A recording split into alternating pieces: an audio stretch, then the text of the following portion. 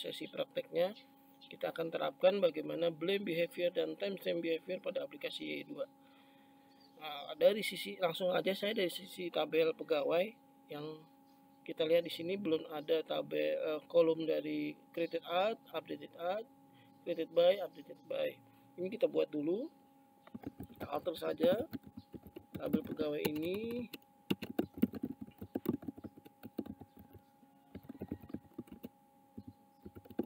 Tipe datanya integer, kemudian updated by juga tipe datanya integer, kemudian created at bukan integer tapi timestamp waktu ya, dia menunjukkan tanggal dan jam waktu dibuat datanya. Nah, ini updated ya tadi ya, updated. Oke, kita lihat di dalam tabel pegawai sudah ada ini beberapa kolom gitu ya. Nah, bagaimana mengautomatisasinya ya, kita coba lihat aplikasinya dulu. Jalankan YI2, pastikan sudah ada data implementasi dari manajemen user di aplikasi Anda yang buat. Nah, ini contoh aplikasi yang kemarin kita buat. Coba kita akses data pegawai, ADM pegawai, nah ini. Oke, data pegawainya sudah kita buat. Nah, kita lihat di view. Nah, ini datanya. Nah, cuma ini belum kita terapkan ya. Tadi timestamp behavior dan behavior. Oke, langkah pertama adalah kita harus override model dari pegawai ya. Tapi tadi disarankan di awal sebelum memulai GI generate kode generator, pastikan tabel semuanya sudah ada 4 kolom tadi, created at, updated at, created by, dan updated by. Nah, di sini contohnya karena tidak diterapkan sebelumnya belum ada kolomnya, di sini masih. Ini yang akan kita ubah nanti. Oke, kita lihat belum ada ya. Ini saya close dulu. Nah, kita jalankan kode generatornya. Masih ingat kode generatornya? Di admin aja ya, kita G. Nah, ini kita model generator ya, karena ada perubahan tabel di tabel pegawai. Nah, maka di modelnya pun ada perubahan ya, nambah 4 field tadi ya. Dia adanya posisinya di backend model yang tadi saya buka. Kita override saja, di preview dulu. Di preview. Nah, di sini ada perubahan. Di sini kita lihat div, karena ada perubahan penambahan 4 kolom, created by, updated at, updated at. Nah, kita akan tambahkan ya, jangan lupa di checklist di bagian sini, di override ya, di generate. Oke, apakah sudah sukses? Kita lihat di sini dan ya. Berarti kita buka lagi model pegawainya di backend model pegawai. Nah, sekarang sudah nambah properti dari 4 kolom tadi, created by, updated by, created at, updated at. Oke, di sini juga di dalam function rule sudah ditambahkan nanti created at, updated at. Di label pun sudah ditambahkan ya. Oke, lanjutnya adalah kita akan terapkan di sini untuk memudahkan. Bisa lihat slide atau Anda juga bisa googling ke dokumentasinya YI2 sini ya. Caranya gampang, YI2 behavior apa tadi ya, timestamp behavior. Nah, timestamp behavior. Nah, ini diklik aja di sini. Nah, kita buka dokumentasi ini. Nah, ini penerapan dari mungkin yang ini dulu, yang blame behavior. Blame itu berarti apa, nanti menyalahkan ya, blame. Nah, di sini berarti artinya dengan menerapkan blame behavior ini nanti kode program Anda sudah dilengkapi dengan data siapa yang membuat, siapa yang mengupdate. Caranya tambahkan bagian kode program ini dalam function behavior. Nah, pertama kita import dulu library-nya, tambahkan di bagian atas setelah UCI, yaitu nah ini function ini kita tambahkan.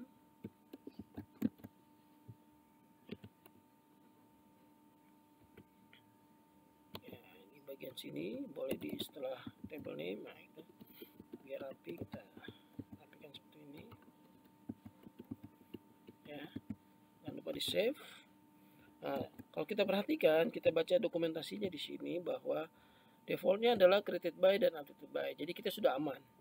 Tapi kalau Anda tabelnya sudah terlanjur membuat dengan nama yang lain seperti author ID atau updater ID, maka bisa di mapping nanti di bagian behaviornya menambahkan created by, nanti mapping ke sini, updated by ke sini dan seterusnya. Jadi tidak harus created by dan updated by nanti ya. Karena tadi saya sudah menggunakan created by dan updated by, maka sudah cukup seperti ini. Oke, itu yang pertama. Berikutnya kita akan coba yang timestamp behavior sekalian. Nah, timestamp behavior ini ya, kita tambahkan dulu library ini di bagian atas. Oke. Berikutnya nambahkan bagian ini timestamp behavior class name di sini. Oke ya, sudah ya. Nah, kita sudah benar created add dan updated add, jadi tidak perlu menambahkan feed lagi. Coba kita baca dokumentasinya. Tapi ada yang harus dilakukan di sini. Kita menggunakan PHP expression now ya.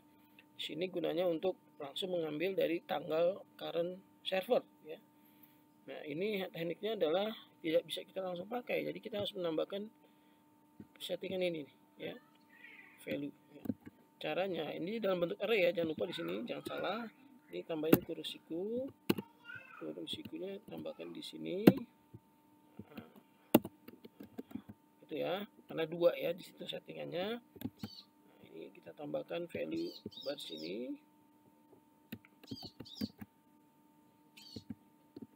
Nah, karena kita menggunakan expression di sini, maka kita harus import use db EIDB expression ya, di bagian atas sekali.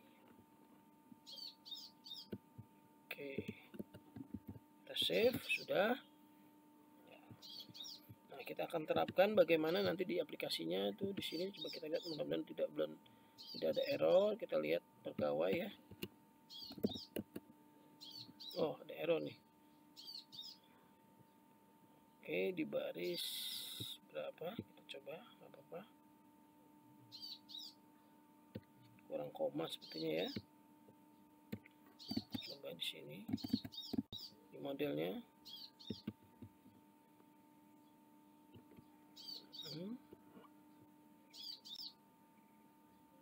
Timestamp behavior, name ever behavior.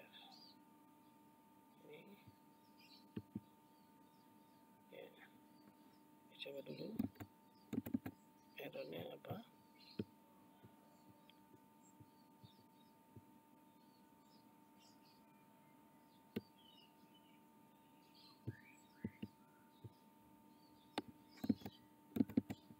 Ada kesalahan di sini behavior.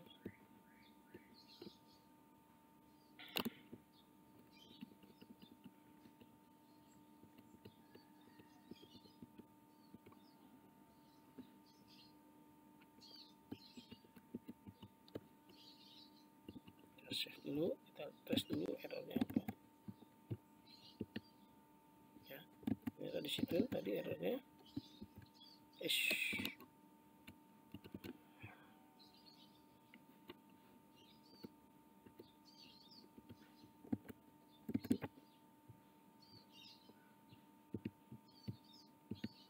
ini ya, kelas. Oh, ada kelasnya saudara ini ya. Errornya di situ. Kita lihat lagi, Ctrl Z aja ya. Nah, ini lupa di sini ada kelasnya. Kelas, nah gitu ya. Ya, kelas. Kita save dulu. Jadi jangan khawatir kalau ada error. Kita lihat. Oke, sudah tidak error ya. Oke, kita lihat di sini. Coba datanya query dulu ya untuk membuktikan kita query dulu di sini, select name, nama apa tadi, created by, updated by, created at, updated at, from pegawai. Nah, seperti ini. Seperti lihat di sini masih kosong ya. Oke, kita coba mengubah data deh ya. Kita view dulu. Nah, ini sudah login belum? Nah, sign up dulu ya. Kita login dulu sebagai admin misalkan. Dia akan coba mengubah data pegawai. Nah, kita ubah gunakan tanda pensil di sini. Kita misalkan mau mengubah data namanya Faiz Fikri MM gitu ya, save. Oke, sukses berhasil mengubah menjadi Faiz Fikri MM. Nah, coba kita lihat di aplikasinya, di database-nya. Nah, sudah updated by ya. Nah, sudah berubah nih. Created by tidak diubah karena memang sudah ada data sebelumnya, 0 jadi di situ ya. Nah, coba kita buktikan lagi bagaimana membuat data baru. Nah, pegawai ya. Oke, kita buat baru, create pegawai. Namanya misalnya 131. Namanya misalkan Aulia Ramadhani misalkan, tinggalnya Depok, tanggal lahir, tahun. Oke, gender perempuan, nama nomor HP, nyarang saja dulu. Oh, baru ya sebagai IT misalkan ya, save. Oke, sudah disimpan. Kita query. Nah, sudah ada nih Aulia Ramadhani, created by-nya 1, updated by-nya 1. 1 itu berarti user admin. Nah, dan seterusnya. Nah, misalkan diubah nih Aulia Ramadhani datanya oleh user lain ya, kita logout aja di sini. Kita masuk sebagai user Budi.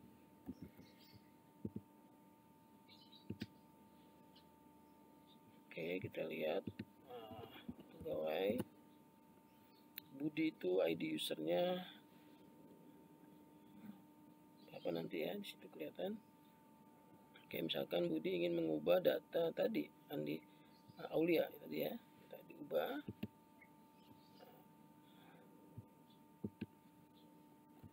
Putri misalkan, tambahkan, kita save. Oke, Aulia Ramadhani Putri, kita lihat di database-nya. Nah, sudah ID 2 yang mengubah, yang mengcreate ID 1. Sudah kelihatan ada yang membuat admin, yang mengubah Budi datanya.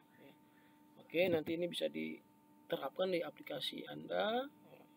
Sangat penting, contohnya buat workflow management, contohnya pengajuan cuti, misalkan dalam aplikasi kepegawaian, nanti yang mengajukan, yang membuat, yang mengapprove updated by-nya nanti bagian SDM misalkan. Nah, jadi bisa diterapkan di sini di aplikasi workflow. Nah, demikian untuk latihan dari pemanfaatkan blame behavior dan timestamp behavior. Jangan lupa ya, subscribe, like, comment, and share. Terima kasih.